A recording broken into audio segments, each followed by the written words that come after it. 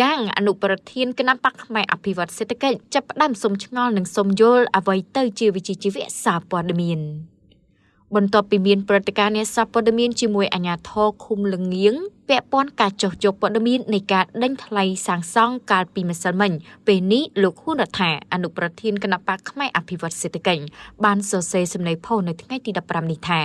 សូមឆ្ងល់និងសូមយល់អ្វីទៅជាវិជ្ជាជីវៈអ្នកសារព័ត៌មានលោកហ៊ុនរដ្ឋាផុសសម្ដីបន្តថាបន្ទាប់ពីបានឃើញព័ត៌មានពាក់ព័ន្ធការដេញថ្លៃសាងសង់នៅឃុំលងៀងជាមួយអ្នកសារព័ត៌មានហើយខ្ញុំចាប់ផ្ដើមឆ្ងល់ពីសិទ្ធិសេរីភាពអ្នកសារព័ត៌មាននិងវិជ្ជាជីវៈអ្នកសារព័ត៌មានខ្ញុំធ្វើជាអ្នកសារព័ត៌មានជាង20ឆ្នាំខ្ញុំនៅយល់មិនទាន់យល់ច្បាស់ពីវិជ្ជាជីវៈរបស់អ្នកសារព័ត៌មានទេសូមអស់លោកបណ្ឌិតជួយពន្យល់ផងខ្ញុំឆ្ងល់ទី1ចំពោះវីដេអូព្រឹត្តិការណ៍រវាងអស់អ្នកសារព័ត៌មាននិងមន្ត្រីឃុំលងៀងក្នុងការប្រើប្រាស់ពាក្យសម្ដីដ៏សុភាពនិងថ្លៃថ្នូររបស់មន្ត្រីឃុំទៅលើអ្នកសារព័ត៌មាននិងអ្នកសារព័ត៌មានចុះយកព័ត៌មានដែលចោទថាមិនមានវិជ្ជាជីវៈតើធ្វើរបៀបណាដែលហៅថាអ្នកសារព័ត៌មានមានវិជ្ជាជីវៈខ្ញុំឆ្ងល់ថាការសម្គាល់ខ្លួនដែលក្រសួងចេញឲ្យដើម្បីធ្វើអ្វីតើសម្រាប់ទុកព្យួរនិងជញ្ជាំងផ្ទះឬក៏ក្នុងតើកាត់នោះមានវិសាលភាពដែរឬទេបើអ្នកសារព័ត៌មានបានចុះទៅដល់យកព័ត៌មានហើយហេតុអ្វីបែរជាមិនសម្របសម្រួលឲ្យគាត់បានយកព័ត៌មានបែរជាមានការរើសអើងតើការដេញថ្លៃនោះជាការដេញថ្លៃជាសាធារណៈមែនដែរឬទេខ្ញុំធ្លាប់ឮថាកន្លងទៅមានពាក្យការដេញថ្លៃចងមុងហើយពាក្យទាំងអស់នោះគឺសុទ្ធតែជាពាក្យមិនពិន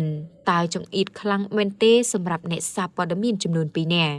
ខ្ញុំឆ្ងល់ថាតើក្រសួងព័ត៌មានមន្ទីរព័ត៌មាននិងអាជ្ញាធរយល់ថាបែបណាជាអ្នកសារព័ត៌មានឬអង្គភាពព័ត៌មានមិនមានវិជ្ជាជីវៈសម្ដៅទៅចំណុចណាបច្ចុប្បន្នអង្គភាពសារព័ត៌មាន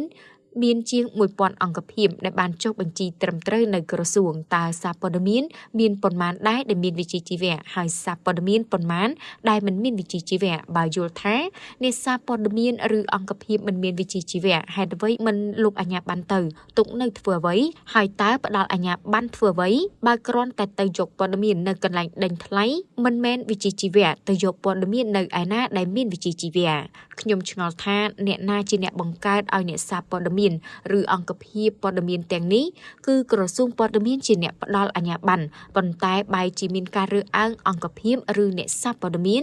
ដែលថាមិនមានវិជ្ជាជីវៈខ្ញុំពិតជាខ្មាស់ខ្លួនឯងមែនទែនតើនេះជាសេរីភាពអ្នកសារព័ត៌មានឬជាការរើសអើងអ្នកសារព័ត៌មានសូមជួយពន្យល់ផងព្រោះខ្ញុំសូមឆ្ងល់និងសូមយល់សូមអរគុណគូបញ្ជាក់ថានៅថ្ងៃទី16ខែតុលាឆ្នាំ2024រដ្ឋបាលខេត្តត្បូងឃ្មុំបានចេញសេចក្តីណែនាំស្តីពីការពង្រឹងរៀបចំនិងការអនុវត្តកិច្ចលទ្ធកម្មគម្រោងមូលនិធិឃុំសង្កាត់ក្នុងខេត្តត្បូងឃ្មុំដោយបានបញ្ជាក់ថាអ្នកសារព័ត៌មានត្រូវមានអាជ្ញាប័ណ្ណត្រឹមត្រូវនិងមានការទទួលស្គាល់ពីក្រសួងព័ត៌មានវិជ្ជាជីវៈត្រឹមត្រូវនិងមានសុពលភាពជាក់លាក់ហើយមានលក្ខណៈសម្បត្តិស័ក្តិសមនឹងចរិតថ្លៃថ្នូរ